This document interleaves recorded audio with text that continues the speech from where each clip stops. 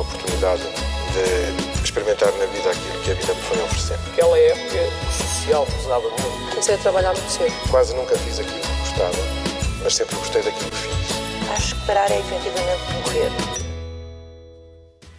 Bem-vindo ao Conversas com Vida. O convidado de hoje é um homem discreto e aparentemente fechado, mas diz quem o conhece que é afável no trato pessoal, que é muito próximo da família e leal com os amigos. É um herdeiro da geração do maio de 68, fez oposição à ditadura aqui em Portugal e começou a carreira como funcionário público. Foi ministro de António Guterres, secretário-geral do PS e provavelmente poderia ter chegado a primeiro-ministro se não fosse o rude golpe que sofreu com o caso Casa Pia. Hoje é vice-presidente da Assembleia da República e líder parlamentar do Partido Socialista. O convidado de hoje é Ferro Rodrigues. Olá, bem-vindo ao Conversas com Vida. Quem é que o trata por Fefé? Isso são mais as pessoas do meu tempo de universidade, de económicas. Foi aí que, nas lutas estudantis, que esse diminutivo apareceu. E, portanto, é só as pessoas que me conhecem dessa fase é que continuam a utilizar esse diminutivo. E a sua neta Leonor? Sim. A minha família, normalmente, até para brincarem comigo, utilizam essa expressão. Consegue sempre ler aquilo que escreve?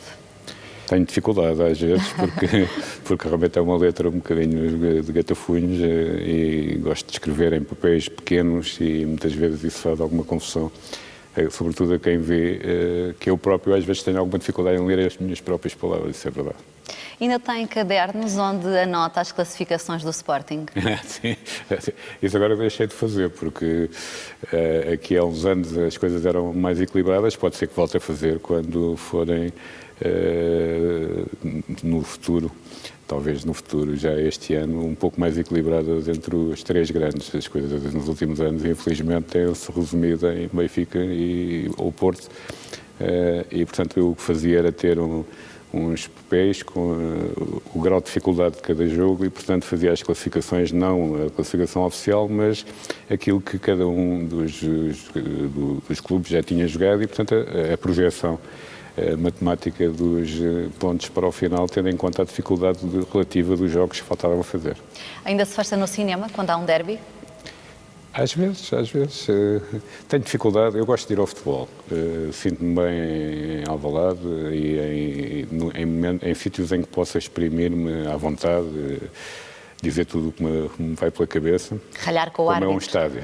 Às vezes, com os árbitros também, coitados. Mas não gosto muito de ver futebol na televisão porque tenho sempre a tentação de que quando o Sporting perde a bola de mudar de canal. E, portanto, há muitas vezes, por exemplo, em Paris, quando estava em Paris na OCDE, os meus filhos riam-se muito porque quando havia assim um jogo mais complicado eu ia para o cinema e só depois é que eles me mandavam o resultado para não estar, digamos, há muitas coisas na vida já que nos preocupam e, portanto, a partir de um determinado momento nós próprios temos que cuidar de nós mesmos em termos de stress e de pressão. Podemos dizer, em jeito de brincadeira, que o Sporting é o seu grande amor?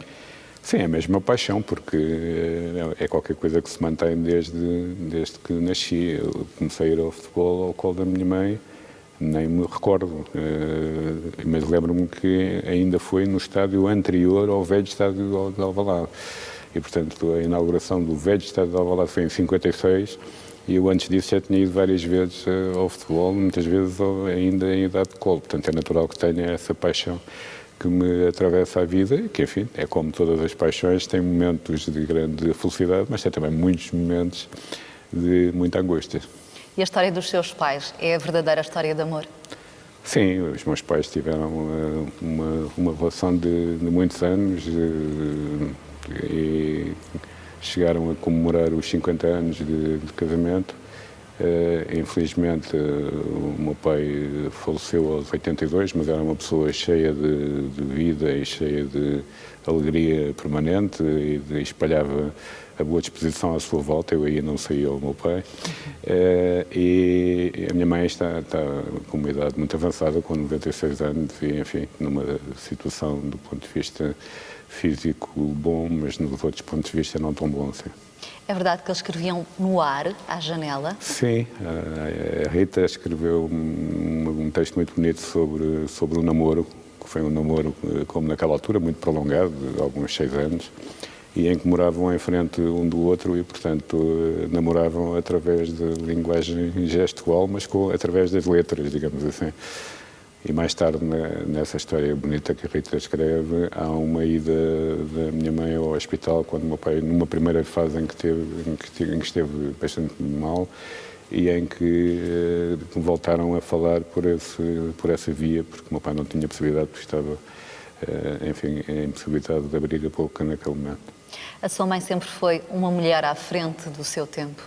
Sim, a minha mãe foi uma pessoa que desde muito nova se emancipou no sentido de não ser uma dona de casa tradicional, visto que começou a trabalhar muito nova e foi sempre funcionária pública,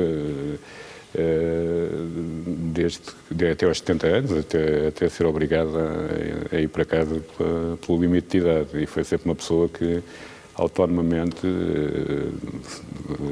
dirigia de autocarro, muitas vezes, depois mais tarde com o seu Fiat 600, muito pequenino, para trabalhar, e isso foi sempre algo muito impressionante. E além disso, sempre teve uma atitude muito combativa e muito de grande energia na afirmação dos seus ideais, porque, como sabe, naquela altura os funcionários públicos eram praticamente obrigados a votar naquelas eleições fantoches que existiam no tempo da ditadura, e a minha mãe nunca foi votar e, portanto, sabia perfeitamente que ficava com o nome marcado e que lhe podia acontecer qualquer coisa na carreira pelo facto de não pactuar com eleições que não eram verdadeiramente democráticas. Uma mulher sem medo, portanto?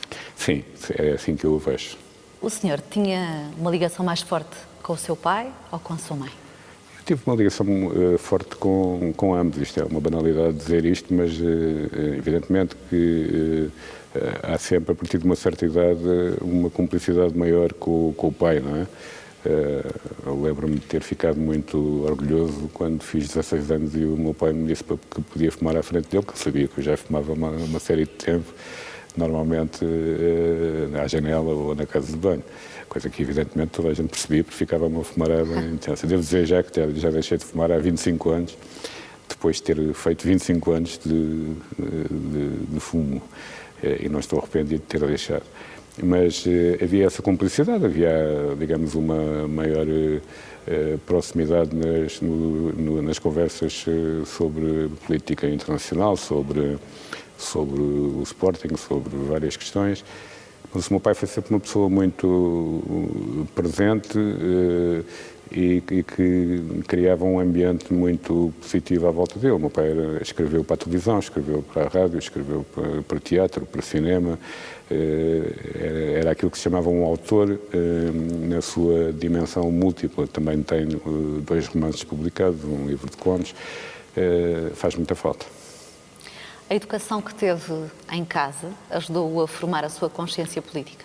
Sim, com certeza, porque eu, desde que me lembro de ouvir falar à hora de jantar em questões políticas, notava-se uma grande revolta em relação ao estado de coisas que se passava em Portugal e uma necessidade de afirmar a diferença e de lutar para que as coisas pudessem mudar.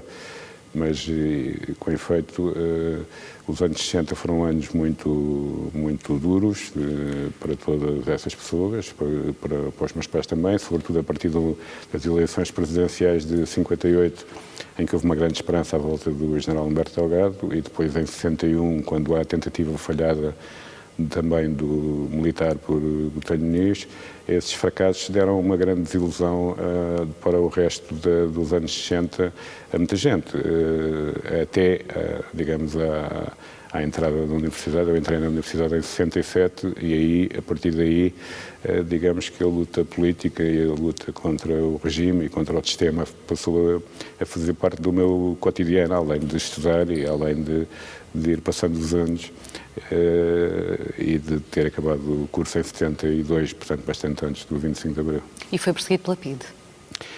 Fui preso em 73, num 1º de maio,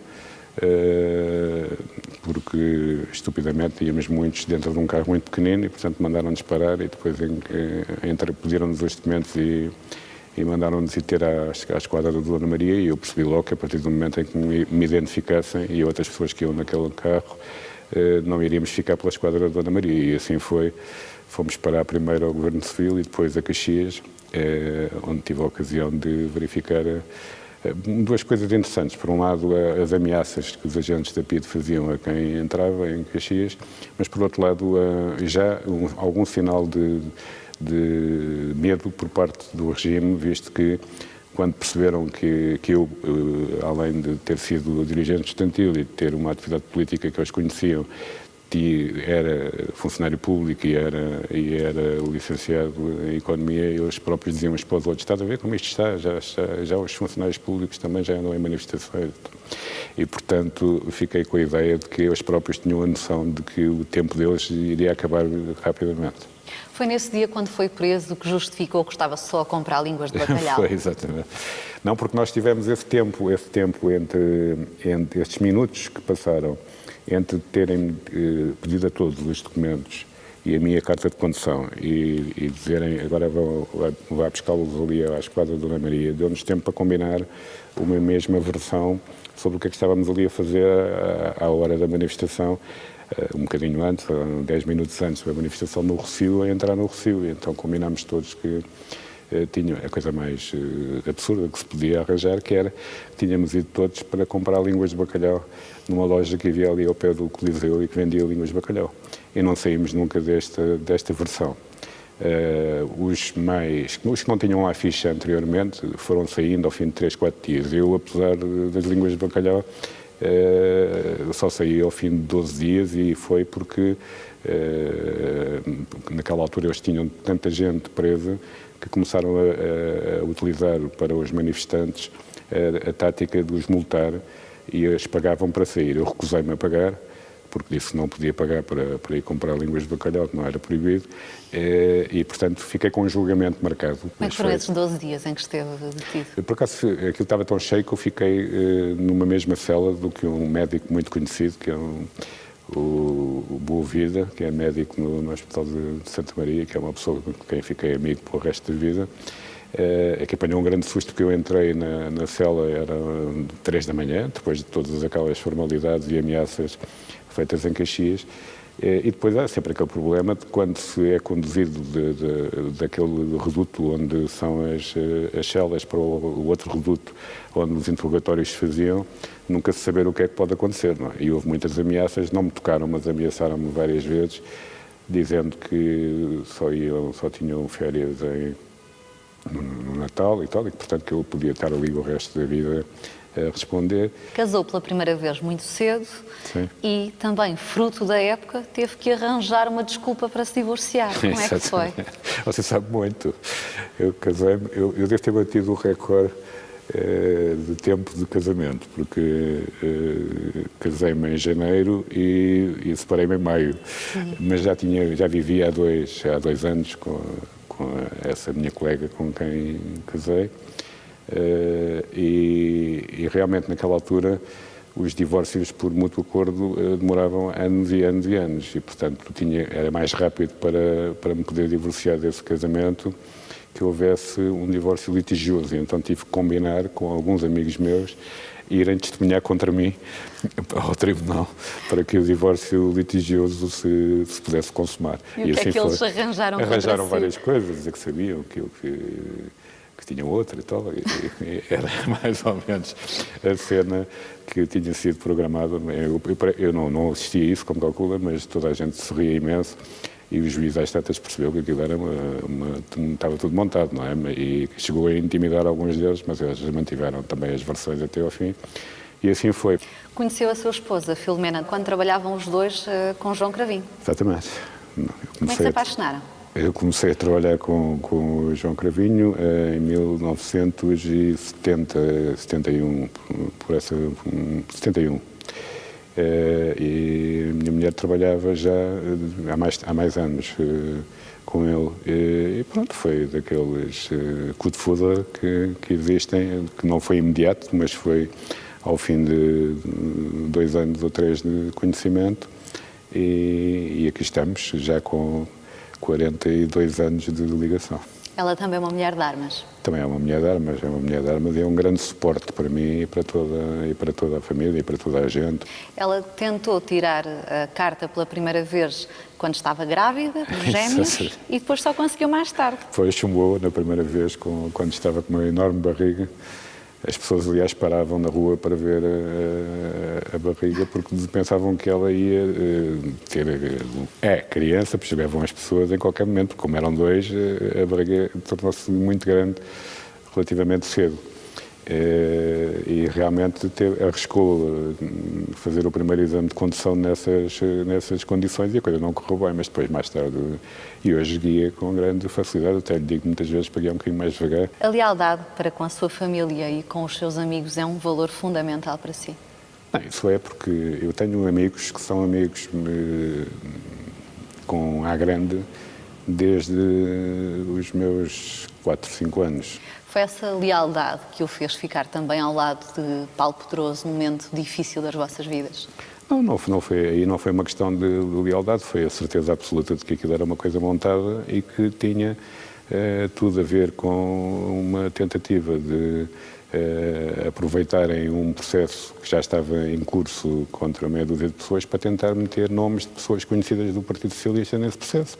E o que aconteceu é que o Paulo, eu tinha a certeza absoluta que não podia ter cometido aqueles crimes, que eu conhecia suficientemente, e aquilo que aconteceu foi que ele acabou por ser ilibado. Aliás, depois até pôs um processo ao Estado em que ganhou na primeira instância, depois é que houve um recurso que já não ganhou, mas eu próprio nunca fui apenas testemunha desse processo, embora tenha sido também caluniado por alguns dos mesmos que caluniaram o Paulo Pedroso. Portanto, havia evidentemente uma coisa que era óbvia, para além da amizade e do respeito, havia ali uma injustiça flagrante que estava em curso e que tinha que ser combatida, e portanto eu combati com todas as forças que tinha. Já conseguiu perdoar quem o ofendeu? Tenho alguma dificuldade. Vi ainda na semana passada, vinha uma entrevista numa revista dessas com uma dessas pessoas, um que apareceu mascarado no dia da noite do Paulo Pedroso, que apareceu numa máscara numa televisão, a dizer que tudo aquilo tinha sido inventado e que pedia desculpa às pessoas. Eu tenho alguma dificuldade porque, quer dizer, o que não é a mesma coisa ser acusado de uma fraude fiscal ou de pedofilia, são coisas um pouco diferentes e que deixam marcas grandes nas pessoas, não nas pessoas que me rodeiam ou nas pessoas que me conhecem ou em geral no povo português, que nunca acreditou nessa versão, mas deixa marcas durante muito tempo. Perdeu amigos? Não, as pessoas que me atacaram são as mesmas que hoje me continuam a atacar e eu nestas coisas não me esqueço. Posso perdoar, mas não me esqueço.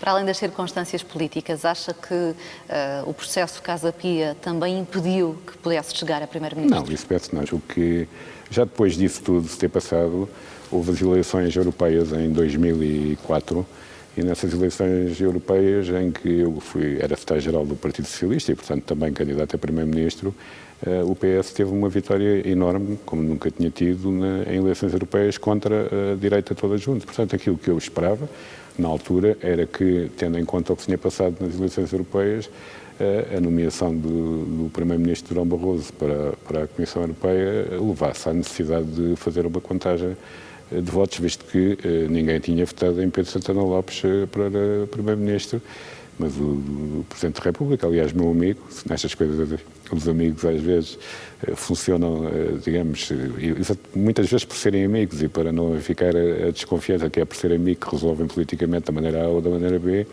acabou por ter uma atitude diferente e eu, na mesma noite em que ele comunicou que Pedro Santana Lopes iria tomar posse, eu comuniquei que me demitiria de secretário-geral do Partido Socialista. Portanto, não houve nenhuma relação direta com a situação anterior.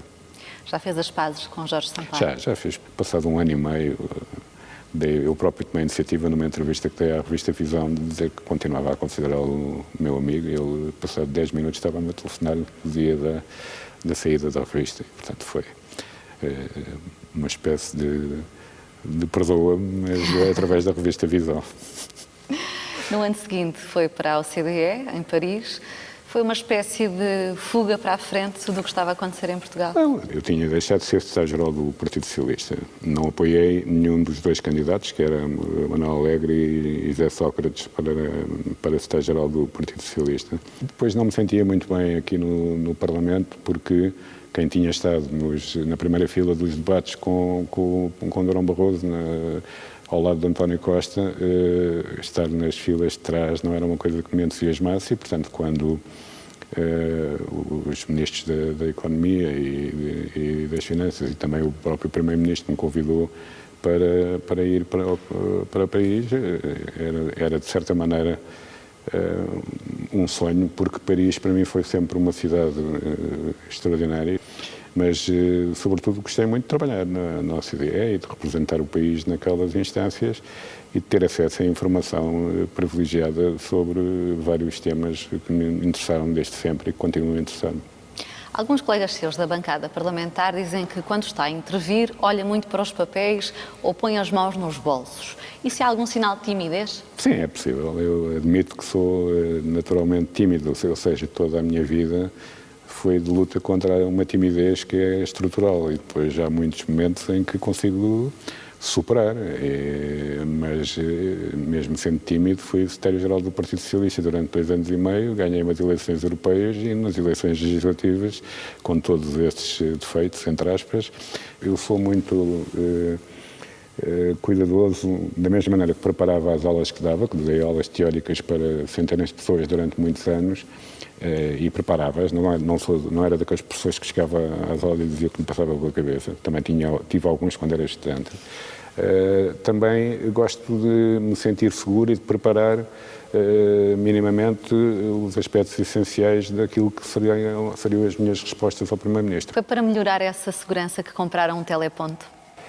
Não, o teleponto foi-me oferecido, ainda eu era secretário-geral, e eu nunca o utilizei. Ficou a imagem de marca de José Sócrates. Nunca o utilizei, exatamente foi o secretário-geral a seguir que ficou um especialista no teleponto. Os seus colegas do grupo parlamentar também dizem que é um pacificador. O que é que faz quando os ânimos estão mais exaltados? Eu tenho sempre a tendência para procurar que haja pontes entre as pessoas e para não radicalizar as opiniões e as posições. Tenho uma tendência, por natureza, consensual e pouco agressiva. Mas, de qualquer forma, penso que depois este grupo parlamentar teve uma vida muito atribulada, porque foi escolhido ainda no tempo de José Sócrates, depois teve todo o período em que António José Seguro foi secretário-geral do PS, depois dividiu-se quando António Costa se colocou como alternativa a António José Seguro, e, portanto, teve vários momentos atribulados do ponto de vista político e era necessário. E penso que foi fundamentalmente por isso que o António Costa me escolheu, alguém que tivesse essa capacidade de moderação e de consenso e que não deitasse, digamos, gasolina por cima das chamas celas da justiça. Em que é que António Costa é diferente de António José Seguro? Eu acho que é muito diferente do ponto de vista da cultura política, da forma como está é um fazedor digamos, gosta da ação e dos resultados palpáveis. Foi um grande Presidente da Câmara, tem uma experiência ministerial considerável como Ministro da Justiça, como Ministro da Administração Interna, aqui como Ministro dos Assuntos Parlamentares. Portanto, são duas pessoas com percursos diferentes, embora com ambas mais ou menos da mesma idade e com origem no Partido Socialista. O António Costa mais no partido propriamente dito, o António José Seguro na Juventude Socialista. Mas são pessoas diferentes e o que é facto é que não só os militantes socialistas, mas o país que se envolveu e que foram muitas pessoas não militantes socialistas que se envolveram na eleição, deram uma grande maioria a António Costa. Por que é que acha que o estado de graça de António Costa durou tão pouco? Sabe que quando aparece uma novidade em Portugal, há sempre ali um momento em que as pessoas da tradição sebastianista acham que vem o Dom Sebastião.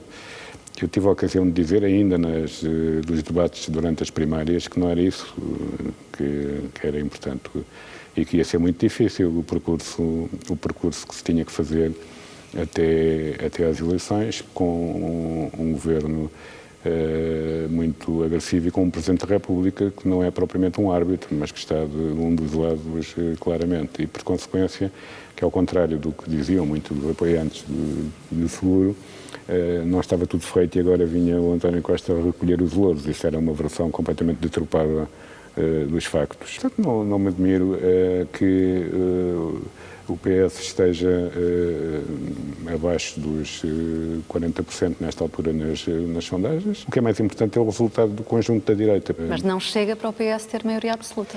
Bom, mas sabe que as maiorias absolutas que houve em Portugal, mesmo no tempo das maiorias absolutas do professor Cavaco e do PSD, foram sempre conquistadas nos últimos dias de campanha. Há muita gente que está indecisa até ao último momento e aquilo que é um facto é que não houve até agora um debate entre Pedro Passos Coelho e António Costa. Eu fiz vários desafios aqui para que esse debate se verificasse, dizendo que António Costa estava disponível desde o primeiro dia em que tive aqui debates com o Dr. Passos Coelho, mas ele nunca aceitou o repto e, portanto, vai ter que debater, porque no período pré-eleitoral que se avizinha, estes debates vão existir. Mas acredita que a maioria absoluta ainda vai ser conseguida com o voto dos indecisos? Acho que é possível. Quer dizer, o que aconteceu nas últimas eleições em que houve maioria absoluta foi que as únicas sondagens que interessaram, para além do próprio dia, foram a evolução das sondagens nos últimos 10 dias, quando a campanha chega ao seu limite. E eu penso que, embora não dê de barato que isso vai necessariamente ser assim, estou confiante que pode ser assim. Estas sondagens agora têm pouca importância comparado com aquilo que vai acontecer na campanha e na pré-campanha. E, no fundo, estamos a menos de 12 semanas de eleições, possivelmente. E se o PS ganhar sem maioria absoluta, faz o quê? Bom, há uma questão que ninguém pergunta à direita. É curioso, só perguntam ao PS, porque a direita é que não vai ter maioria absoluta de certeza, pelo menos nenhuma sondagem põe sequer essa hipótese. Mas assim está a assumir que a direita ganha.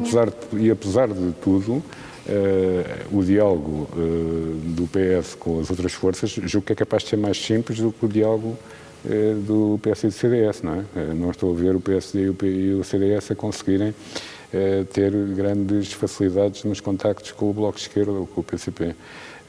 Nós também temos que o dificuldades. PS poderá ter esse diálogo à esquerda, uma aliança à esquerda. O PS vai ter que fazer, nesse contexto, vai ter que dialogar à esquerda e à direita, porque vai ter que construir uma maioria sólida que apoie um governo que para governar um país continua a ter problemas e grandes dificuldades.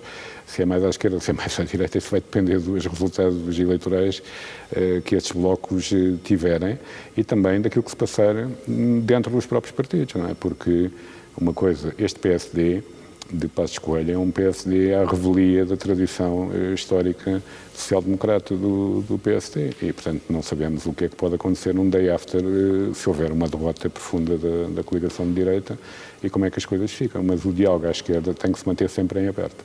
Também. Ou seja, posso depreender das suas palavras que o PS estaria disposto a fazer um entendimento com o PSD se Passos Coelho sair da liderança? Não, fundamentalmente a questão essencial é que o PS apresentou um programa, fez todos os passos politicamente corretos e imprescindíveis, que foi apresentar um programa estratégico, um quadro macroeconómico para ver até onde é que se pode ir nas alterações e nas alternativas às políticas atuais e depois um programa de governo que está publicado e que não tem merecido grandes críticas, se for ver, não é? O PSD e o CDS agora não apresentaram programa nenhum, apresentaram umas coisas genéricas que não são propriamente um programa. E nas coisas mais difíceis dizem que vão esperar pelo consenso com o PS, o que não deixa de ser absolutamente extraordinário. Quando não se entendem uns e outros, o PS é que tem que resolver o problema entre eles, não irá resolver certamente os problemas entre o Dr. Passos Coelho e o Dr. Paulo Portas, por exemplo, em matéria de segurança social. Volto a perguntar, o PSD sem Passos Coelho? Sim, depende, quer dizer, há sempre pior, não é? Nós podemos sempre admitir que possa haver pior, embora seja difícil, mas admito... O PSD com Rui Rio na liderança? Admito que uma mudança de direção no PS, mas eu não gosto de falar sobre os outros partidos, mas aquilo que eu digo é que os resultados eleitorais, quando há uma derrota expressiva, levam às quedas dos líderes, não é? Foi o que aconteceu no Partido Socialista nas últimas eleições. E, portanto, pode haver depois alterações que facilitem. Outra liderança facilitaria um acordo com o PS? Alguma convergência em alguns aspectos, não necessariamente para a formação de um governo de bloco central, que não me parece que deve ser a última solução, porque um governo de bloco central faz com que as alternativas sejam as alternativas mais extremas, não é? E não me parece que isso seja bom para o país, mas o Portugal tem que ser governado, isso é um facto. Portanto, mais depressa uma solução à esquerda do que um governo de bloco central? Bem, mais depressa uma maioria absoluta do PS para resolver o problema, em segundo lugar? O problema do país. Não, em segundo lugar, digamos, um compromisso o mais alargado possível, se possível ao centro e à esquerda, para que Portugal seja governável, em que os aspectos essenciais sejam os aspectos centrais do programa eleitoral do Partido Socialista. E, portanto, como sabe, em Portugal nós temos 3 posições genéricas sobre questões de fundo. Uma primeira posição é ficarmos no euro mantendo esta linha de austeridade, que é a posição essencialmente do atual governo. Uma posição, que é a posição do PS, que é mantermos no euro, mas com uma alternativa à política de austeridade e com uma capacidade maior de crescimento e de criação de emprego, e uma terceira alternativa, que é a alternativa mais à esquerda, em que, digamos que a questão da permanência no euro não é considerada como uma questão essencial e, portanto, se for necessário avançar para soluções unilaterais e de confronto, como aconteceu na Grécia, vão por aí. Nós estamos nessa situação intermédia e julgo que em relação a estes 2 aspectos, qualquer que seja o governo que se forme, não se pode transigir com essa postura. Mas logo aí, ao defender a permanência no euro, choca de frente com a maior parte dos partidos mais à esquerda. Bom, nenhum deles dizem à partida que querem sair do euro, aliás, porque o que aconteceu, ou que tem acontecido na Grécia, também representa bem a ideia de como o país está os povos estão contra essas aventuras, não é?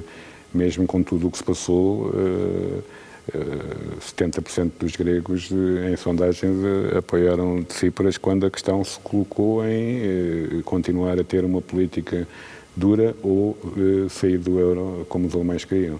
E, portanto, eu penso que toda a gente tem que aprender muito com esta crise grega e espero que à esquerda do PS também tenham aprendido alguma coisa. Portanto, incluindo o PCP e o Bloco, embora defendam essa postura, acredita que na prática não a querem? Sim, eu tenho dúvidas que alguém responsável coloque como objetivo nacional de primeira prioridade a saída do euro, porque a saída do euro representaria uma aventura de tal maneira incontrolável e que não se sabem as consequências, que não pode ser colocado como objetivo essencial. Portanto, não me parece que seja essa questão que vai diminuir a capacidade de diálogo do PS com os partidos à sua esquerda, mas teremos a ocasião, daqui a 12 semanas já será possível verificar o que é que vai acontecer, e eu espero que, mesmo que o PS tenha uma maioria absoluta, o diálogo com os partidos à sua esquerda e ao centro seja um diálogo permanente. Se José Sócrates sair da prisão antes das legislativas, isso pode desviar as atenções? Não, penso que não.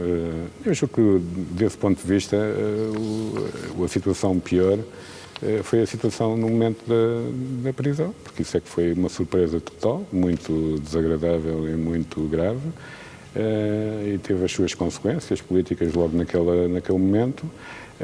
Neste momento, aquilo que eu desejo é que José Sócrates saia o mais depressa possível de Évora e que possa regressar a casa. E as várias candidaturas presidenciais desviam as atenções das legislativas? Eu, sobre essa matéria, a minha posição foi sempre muito clara. Acho que devemos concentrar-nos nas legislativas e que o Partido Socialista só deve apoiar alguém depois das legislativas. Não quer dizer que essa minha posição tenha vencimento, porque muitas vezes está-se na política para ter outras pessoas concordarem e outras discordarem, não é? Mas é isso que eu penso que era a atitude mais correta.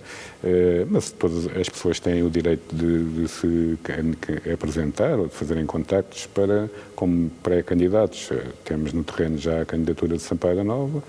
Há pessoas que têm pressionado muito, uma camarada que eu muito estimo, para também avançar, mas, bom, e até pode haver mais candidatos da área do PS ou do próprio Partido Socialista depois das eleições legislativas, porque, repare, os resultados das legislativas podem ser importantes para mobilizar ou desmobilizar pessoas para essa corrida presidencial e, portanto, não faz muito sentido fechar as portas antes dos resultados das legislativas às presidenciais. E o Ferro Rodrigues podia ser candidato à presidência da República? Não, eu penso que se quisesse ser candidato a Presidente da República não me tinha posto aqui na primeira fila do debate parlamentar com a exposição enorme, tinha-me resguardado um pouco mais. E, portanto, aquilo que é o meu futuro político está sempre, nunca é pré-programado, está sempre dependente daquilo que eu considerar que pode ajudar o país ou que pode ajudar o PS, e neste caso o secretário-geral do PS, e também vai ter que ver com os resultados das eleições. O seu candidato, nunca pré-programa. O seu candidato à presidência da República já manifestou disponibilidade, já se apresentou ou ainda não? Eu não sei a quem é que se está a referir, portanto não... Estou a perguntar quem é o seu candidato. Não, porque eu não vou responder a essa pergunta.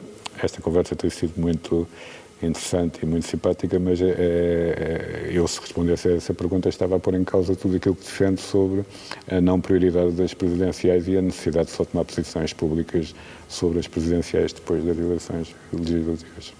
Quando não está na vida política, está com a família e com os amigos?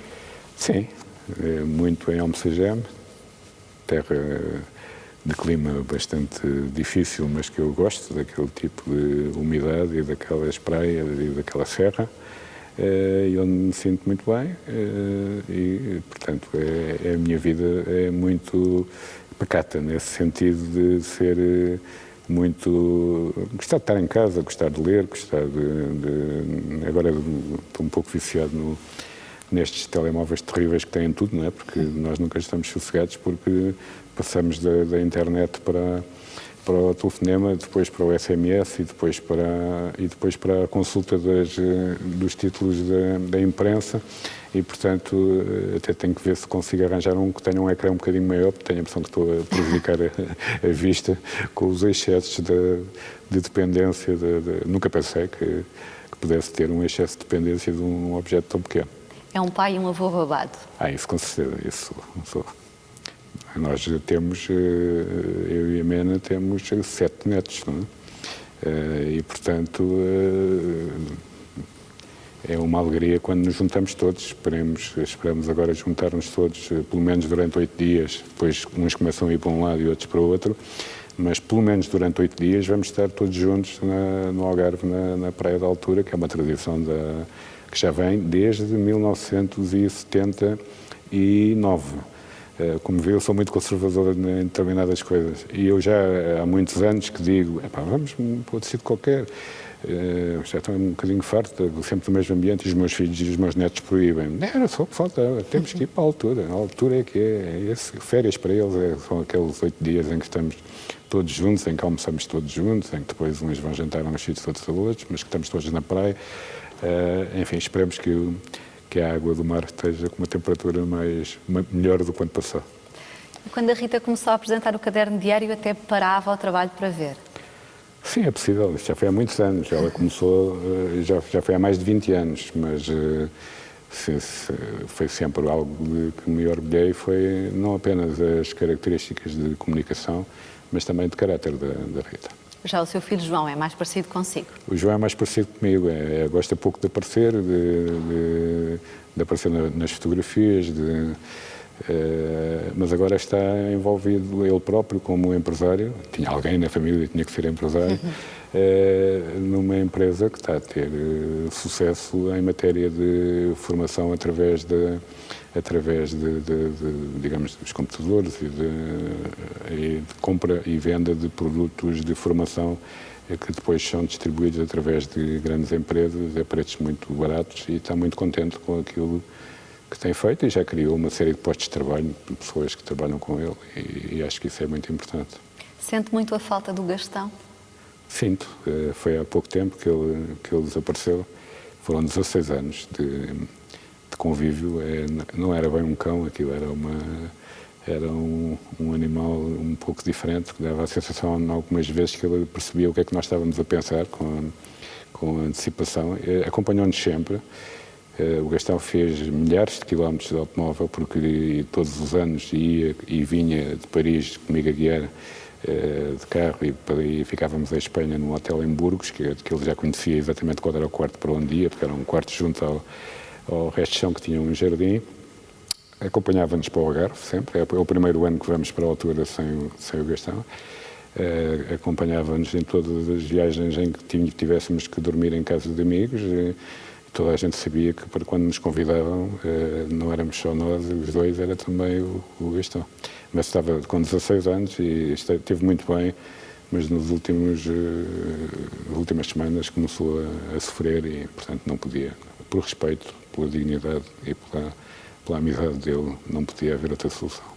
Há quem diga que os cães são parecidos com os donos. Não sei se os cães são parecidos com os donos, se os donos são parecidos com os cães, ou se há uma osmose.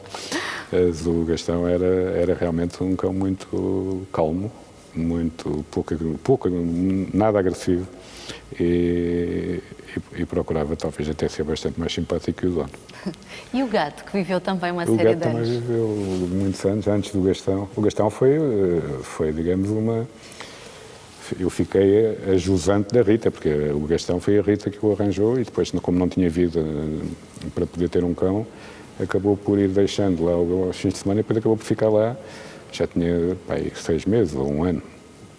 Mas durante muitos anos, ainda aqui em Lisboa, tivemos um gato que também era muito, muito simpático, um gato daqueles gatos portugueses, que não são propriamente de marca, daqueles gatos pretos e brancos, e que era uma delícia, e que também era uma companhia muito grande. Eu assim que batia à porta, ou que abria a chave, ele sabia que eu me ia sentar no meio, ele ia a correr antes de mim para se sentar no topo, para poder depois meter-se comigo enquanto eu lia o jornal com as patas, e também me faz... são parte da nossa vida, sem dúvida nenhuma. Antes de terminarmos, uma última curiosidade. A sua próxima refeição vai ser um bife? Olha, por acaso é natural que sim, porque hoje eu tenho que ir hoje tenho que ir ao dentista, que é sempre, eles são muito meus amigos, mas aquilo é sempre uma operação delicada, e portanto vou ver se almoço relativamente cedo aqui na Assembleia, e sou capaz de comer um bife que é realmente, muitas vezes que já ninguém me pergunta o que é que queres, estava a dizer, um bife para este senhor. Mas gosto de comer bem outras coisas, mas um bife com ovo estrelado e com batatas fritas sabe sempre muito bem. Muito obrigada, foi um gosto conversar consigo. Obrigado. É o ponto final deste Conversas com Vida. Já sabe, todas as sextas-feiras no ETV damos mais vida às suas conversas. Até lá.